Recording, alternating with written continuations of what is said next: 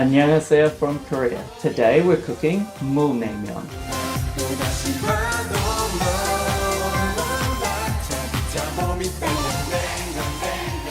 Mul냉myeon is a cold noodle dish that is served with a watery broth. That's the mul part. Mul just means water. Naengmyeon means cold noodles or even chilled noodles. We're gonna get icy here, alright? And it's perfect day for it because it's hot outside. Hot Korean summer goes perfect with naengmyeon. Everyone knows that.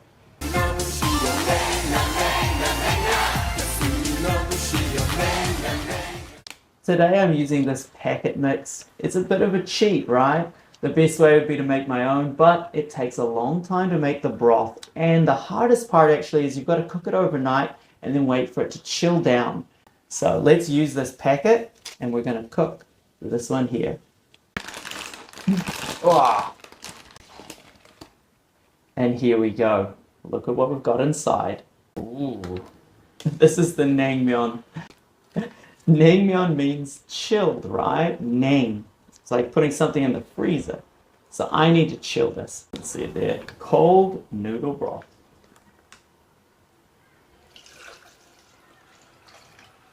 Ooh. And add a cup of water to this. And now it goes in the freezer.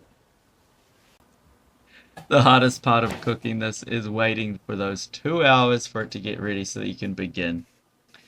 Now we can dive right into it with the Korean pear, and we're going to cut this up. Korean pear is very different to normal sort of pear that you'd find in the West or in Western countries, but I love it. I think Korean pear is absolutely fantastic. I could eat these by the bucket load. They're rare in summer and they tend to be more of an autumn fruit. So I did buy this one it was a little bit expensive, but I did use it for a lot of different things. So sliced up nicely, and Korean cucumbers are delicious, especially in summer where they're much cheaper and much crispier. So they're an absolute must when you're cooking anything to do with naengmyeon. Alright, it's a summer dish and Korean cucumber is such a summer vegetable. Slice it up. I'm going for sort of this is my design. I'm going for something a bit thinly sliced to put on top, as well as some that are grated or peeled down. And we want those in sort of thinner strips that I'm going to place over the noodles. You'll see that later in the video. And we've got another choice coming up. I'm using some thinly sliced beef. And I just picked this up at the store. The idea being I wanted something that was very thin. This probably has a little bit too much fat in it. You do want something with a little bit less fat, like a slow cooked brisket. However, this is more than fine, and it adds the flavor that I wanted. I just really like that savory meat flavor when I have my naengmyeon. The smell is delicious. For these sesame seeds, I'm grinding them up. I find it brings the flavor out a little bit more when they're ground up and mixes with the noodles and the broth a little bit better. The noodles are really easy to cook. You just got to remember 5 minutes. Look at the back of the packet for directions though, because sometimes you buy the noodles and they are a little bit pre-cooked, so it might only be a minute. Once they're done, get them under some cold water as fast as possible to stop them cooking. And then you've got to get your hands in there. If you've seen any of my cold noodle recipes, you'll see my hands. You'll see this almost exact same video shot of my hands, cold water, and noodles. And I'm rubbing them together. We're getting rid of the starch. Then, to really make sure they're cold, prepare a cold ice bath and throw the noodles in there. Easy. So as I mentioned, 2 to 2.5 hours later, keep an eye on it, don't let it over freeze. This is my yuksu, the broth, and we've got a little bit of ice with a bit of water. It's perfect.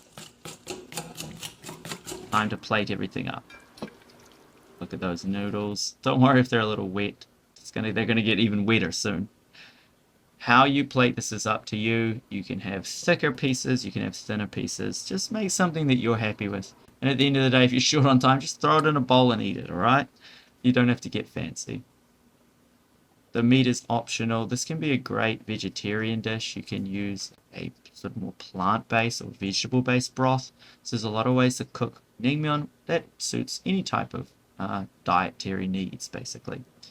This is the radish that I mentioned earlier. It is pickled radish, and then I roll it up with the cucumber to put on top. Pickled radish has a little bit of a vinegar taste to it, and often when you have naengmyeon, you do want to add a little bit of vinegar if possible. Wonderful. And sesame on top. That sesame with the radish plus the meat flavor is perfect.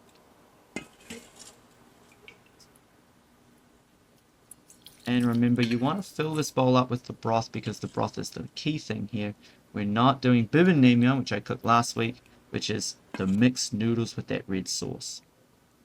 To add further flavor, we put this mustard sauce. This actually comes with the Mul-naengmyeon packet, but you can use any type of flavor that has almost that horseradish flavor to it, or wasabi.